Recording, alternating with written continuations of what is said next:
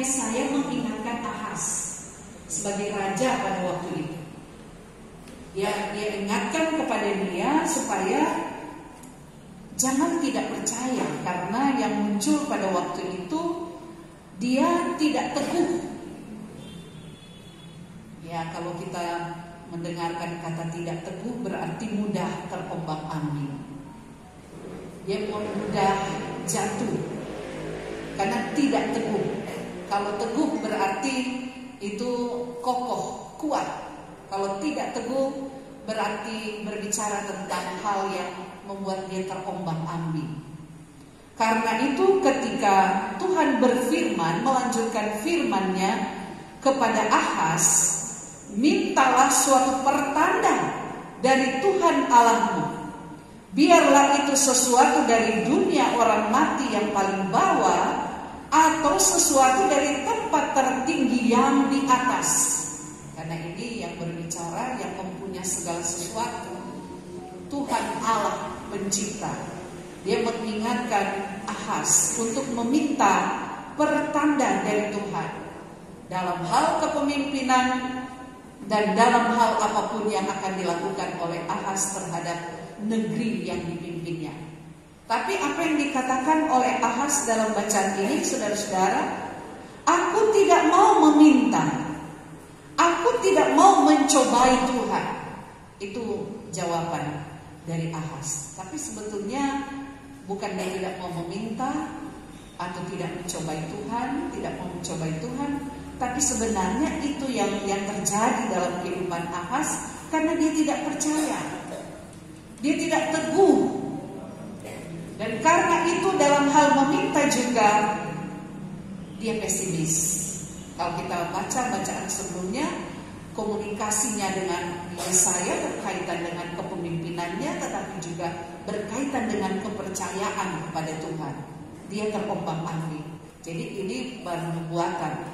Kalau kita sekarang kan saudara tinggal mengingat nubuatan itu, tapi juga sungguh kita mau mengatakan betapa luar biasanya kuasa Tuhan itu, karena apa yang dinubuatkan sudah terjadi.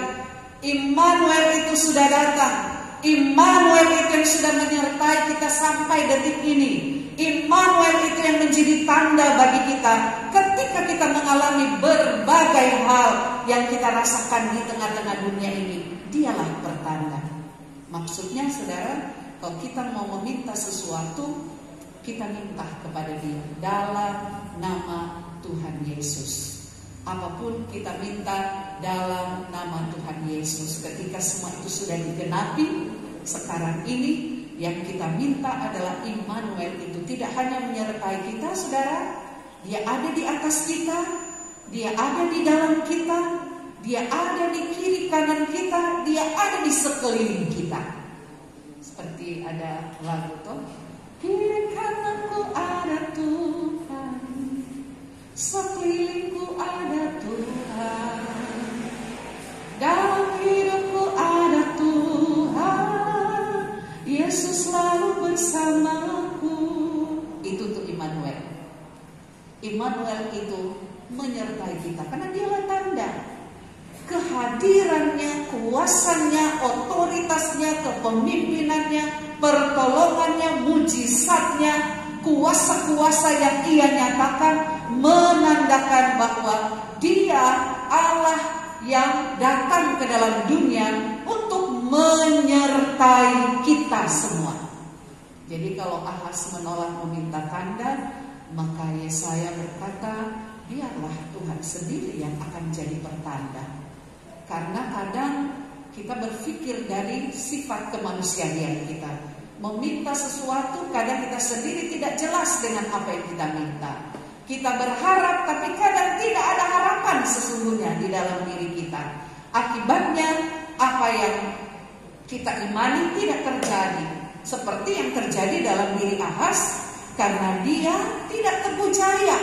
Dikatakan dalam firman di ayat sebelumnya. Dia kurang percaya, dia kurang mengimani.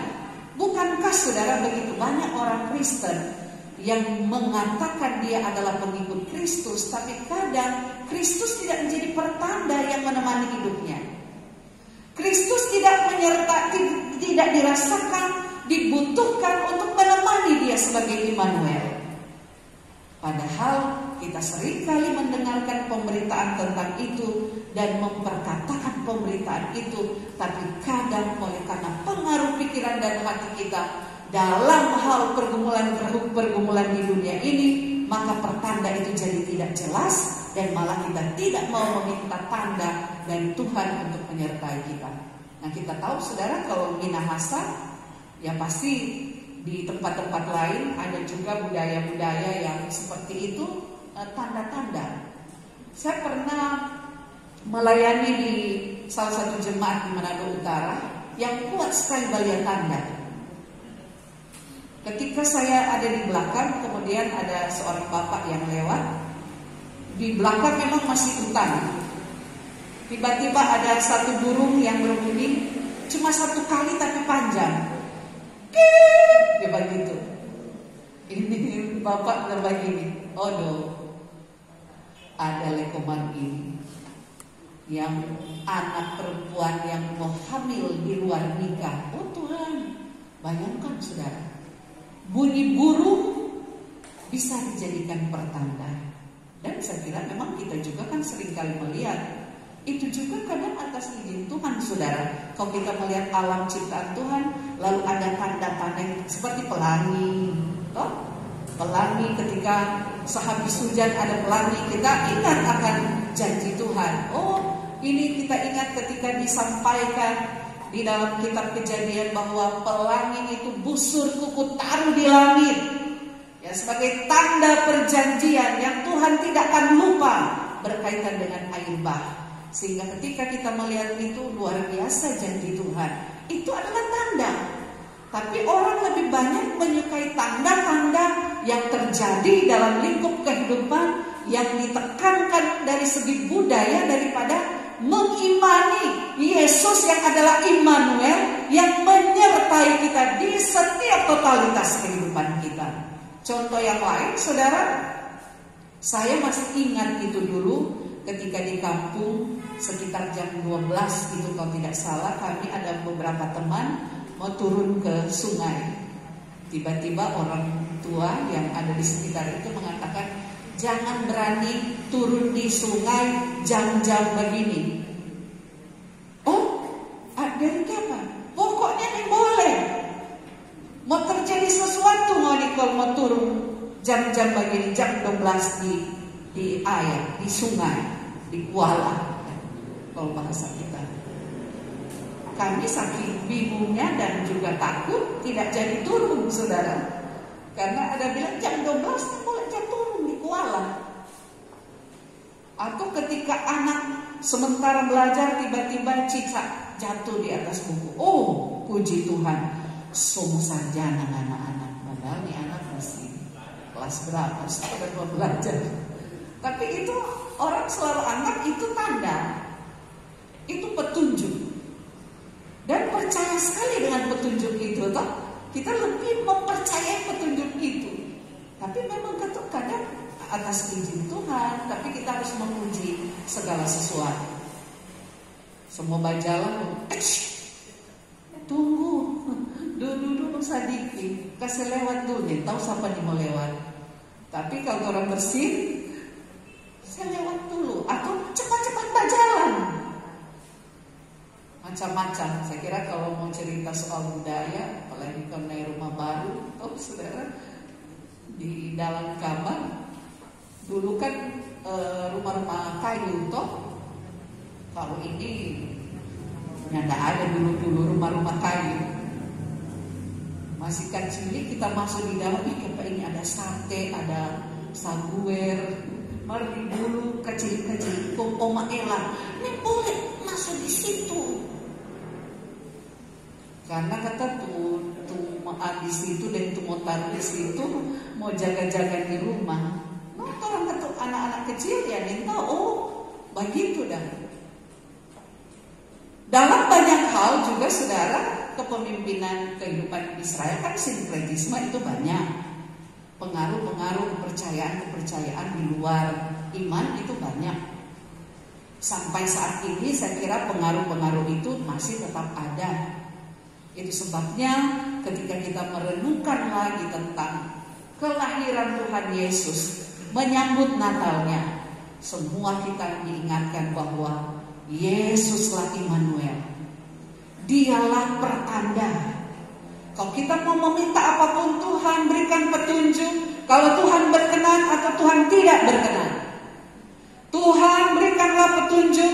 Apakah perjalanan ini ada dalam perkenanan Tuhan, sehingga segala sesuatu yang kita lakukan, mau di dalam kendaraan, mau di dalam mall, mau di dalam rumah, di dalam kamar, di mana saja, kita minta dalam nama Yesus, Tuhan menyertai kehidupan saya, menyertai kehidupan keluarga saya. Karena itu Immanuel, saudara.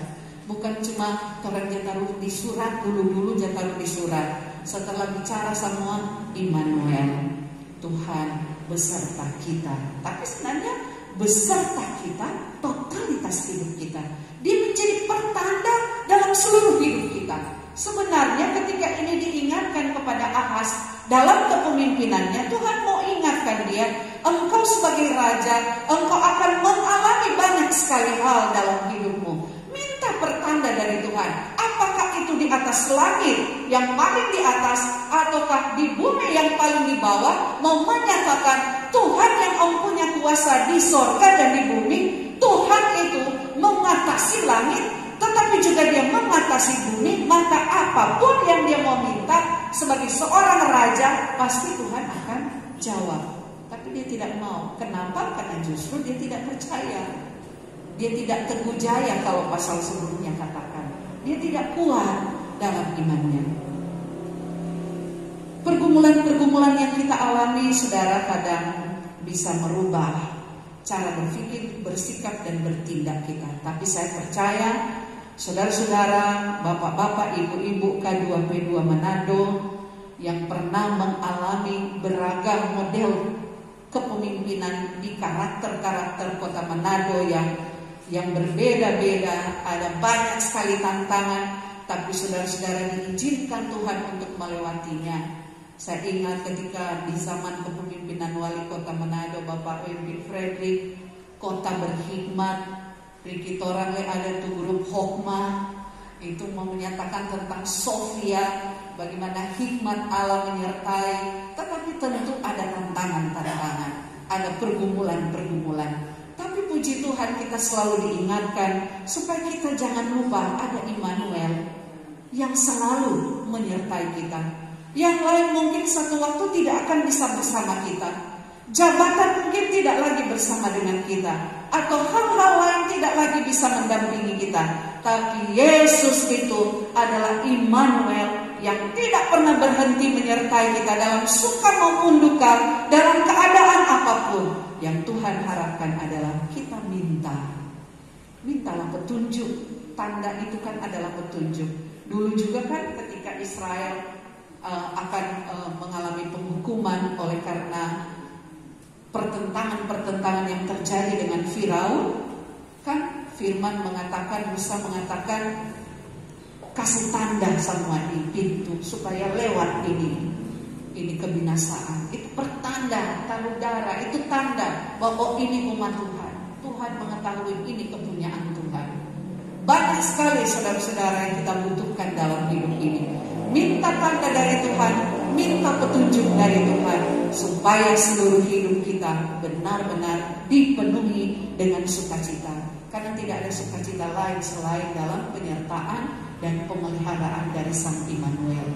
Saudara-saudara dan kita semua sampai detik ini dipelihara oleh Sang Immanuel. Karena Dia yang menyertai kita, Dia yang melindungi kita, Dia yang membentengi kita, Dia yang menaungi kita dengan kasih setianya. Maka itu yang terus kita alami, itu yang kita syukuri, supaya terang itu menembusi hati dan jiwa kita. Ibu anak di kisah dia lilin banyak sekali. Kita di Sobat Solo belum habis lilin kita pasang. Kita Bapak Ibu Foni pasang ke semua. Bagus kalau lihat lilin banyak kan di veteran, bagus sekali. Ya kita berharap ini semua karena kerinduan untuk supaya hidup kita selalu disinari dengan kemuliaan kasih Allah. Karena Immanuel itu kan juga adalah terang itu sendiri. yang akan bersama dengan kita di setiap waktu hidup yang Tuhan karuniakan. Karena itu mari kita tetap bersukacita. Kalau ada hal apapun yang ingin kita minta, mintalah kepada Tuhan. Dengan meminta sebenarnya orang minta petunjuk. Dengan meminta sebenarnya orang minta tanda bahwa apa yang akan kita lakukan dan kerjakan itu membuat kita berhasil. Jadi kalau semua Natal begini saudara, itu tanda itu jelaskan kalau dikubur-kubur. Lilin-lilin lebih banyak dipasang di kubur daripada di rumah. Oh sudah semua Natal ini nampak sopiba bersih semua pasang lilin. Malah ada tuh piba cerita di kubur toh. Mama, papa, selamat Natal. Coba minum kopi warna sekarang. Sementara makan cookies mantega. Tahu sepada begini cookies mantega, sepada begini kopi. Tapi begitu saudara, masih sering terjadi. Tapi kita percaya, bagi kita yang beriman, Yesuslah tanda. Mau minta apapun mintalah kepadanya. Jangan pilih kubur, mak kita mau berangkat minggu depan. Mau lihat tuh cucu di Jakarta, kata Mam Akangnya di pesawat. Ya, itu kan tuh cerita-cerita lama, tapi jangan kiranya itu terus datang dalam hidup kita. Mari kita perbaharui roh dan jiwa kita dalam kehendak Tuhan. Mintalah petunjuk dari Tuhan. Apapun yang kita rancangkan, anak cucu kita, mungkin ada yang semua ada cecek, kita minta petunjuk dari Tuhan. Karena dengan meminta petunjuk dari Tuhan, kita meminta Immanuel itu menyertai kita. Karena itu iman kita. Iman kita mau menyatakan Dia Allah yang kita sembah di dalam Yesus adalah Allah Immanuel yang menyertai kita, menaungi kita, ada di dalam hati kita, di kiri kanan kita, sehingga seluruh hidup kita ada dalam kendali Sang Immanuel. Tuhan Yesus memberkati kita. Selamat menyambut Natal. Biar kita semua selalu minta petunjuknya, karena itu adalah cara terbaik bagi orang yang beriman. Amin.